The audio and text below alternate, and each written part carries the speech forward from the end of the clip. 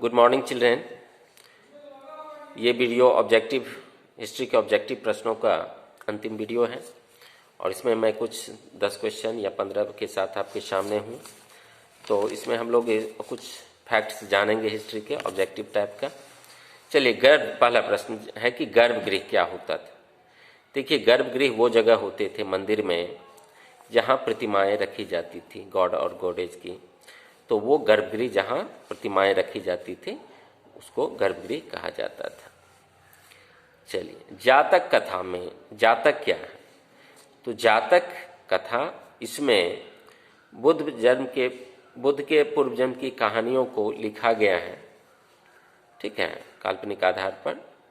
चलिए, अब ये बताइए कि आप सांची का स्तूप, आप नाम सुने हैं, बौद्ध धर्म से संबंधित है, ये किस राज्य में है?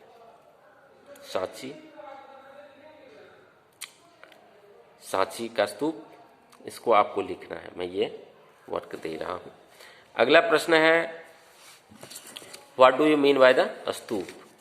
जैसे हिंदू धर्म में टेम्पल का मंदिर होता है, उसी तरह बौद्ध धर्म में क्या होता है? स्तूप होता है, ठीक है। बौद्ध धर्म में क्या होता है?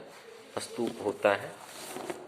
चलिए, अगला प्रश्न है कि हड़प्पा काल के सबसे ज्यादा हड़प्पा कालीन स्थल भारत के किस राज्य में मिले हैं?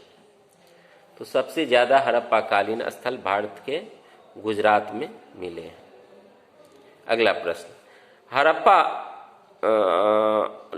सभ्यता की पूर्वी सीमा क्या थी? तो पूर्वी सीमा थी आलमगीरपुर, और ये कहाँ है? तो यूपी में है।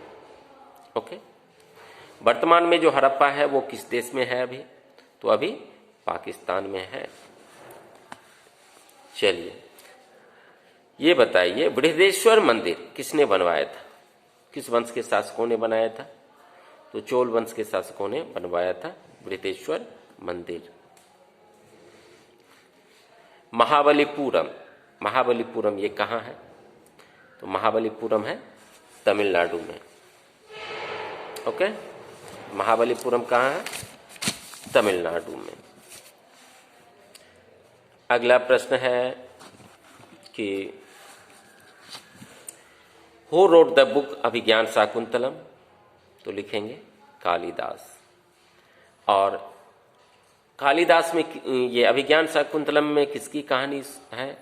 तो अभिज्ञान Shakuntalam is the story of the love between a king named Dushyant and a young woman named Shakuntala. इसके दोनों के बीच की कहानी है।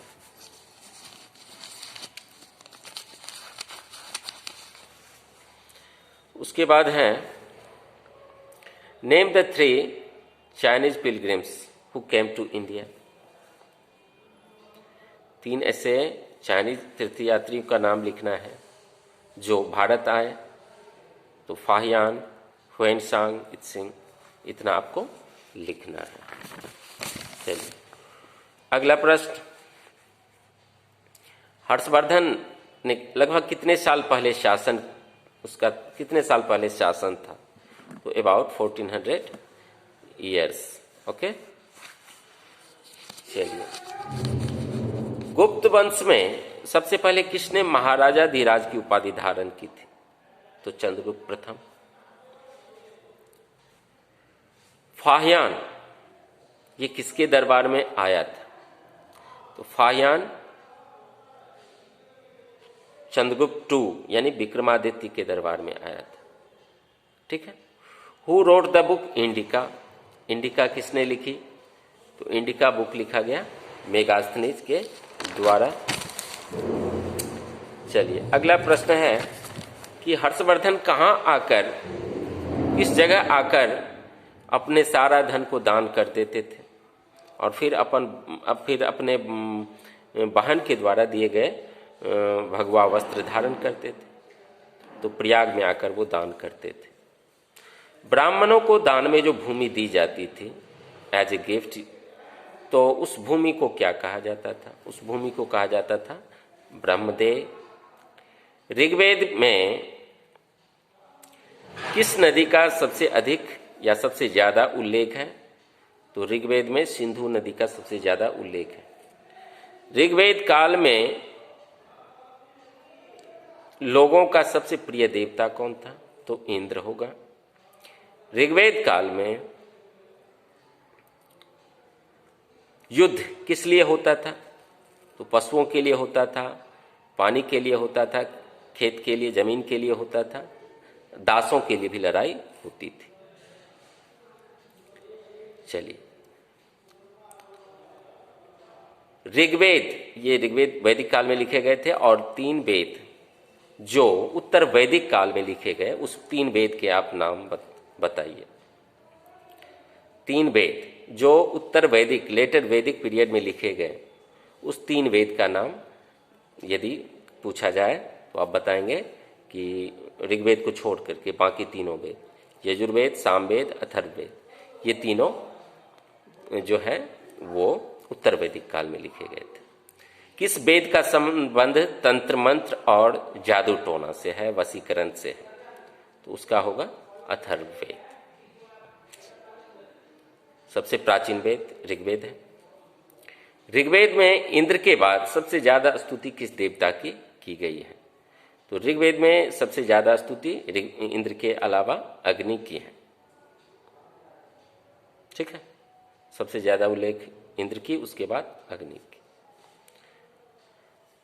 ठीक, उसके बाद चलिए अगला प्रश्न है कि सातवाहनों का जो शासन था वो किस, भारत के किस भाग में था? वेस्टर्न पार्ट में था। सातवाहनों की राजधानी कहाँ थी? प्रतिष्ठान। सातवाहन वंश का सबसे फेमस या पावरफुल रूलर कौन था? तो वो था ये गौतमी पुत्र सातकर्णी। सातवाहनों ने सोने, शीशे के सिक्के चलाए थे। चलिए अगला प्रश्न, सर्वाधिक सोने के सिक्के किस वंश के शासकों ने चलाए थे? तो गुप्तों ने। और सबसे शुद्ध सोने के सिक्के किसने चलाए थे, किस वंश के शासकों ने चलाए थे? तो कुषाणों ने चलाए थे। ओके, चलिए अगला प्रश्न, मूवेंदर कौन होता था? तो चोल वंश और चेर वंश, Chola dynasty, Chera dynasty and Pandya dynasty, उसके जो चीफ होते थे उसको क्या कहा जाता था? मूवेंदर कहा जाता था। मैं ओवरऑल बता रहा हूँ अब चैप्टर में, चूंकि पढ़ाई तो लगभग चैप्टर सब कंप्लीट हो चुका है। अब कुछ ना कुछ मैं ऑब्जेक्टिव देते रहूँगा ताकि आप लोग अप टू डेट होते रहें। चलिए कितने आश्रम व्यवस्था की बात कही गई है? आश्रम कितने? आश्रम की संख्या 4 है, ब्रह्मचर्य, गृहस्थ, वानप्रस्थ और संन्यास। बच्चों अब जो फिर मेरा वीडियो जाएगा वो मैं ज्योग्राफी का ऑब्जेक्टिव लेके, अगला वीडियो मेरा जो रहेगा उसमें ज्योग्राफी से रिलेटेड जो भी ऑब्जेक्टिव्स क्वेश्चन है, फैक्ट्स हैं, उसे मैं बताऊंगा, उसे भी आप लोग ध्यान से सुनेंगे। आज की वीडियो में इतना ही। Thank you.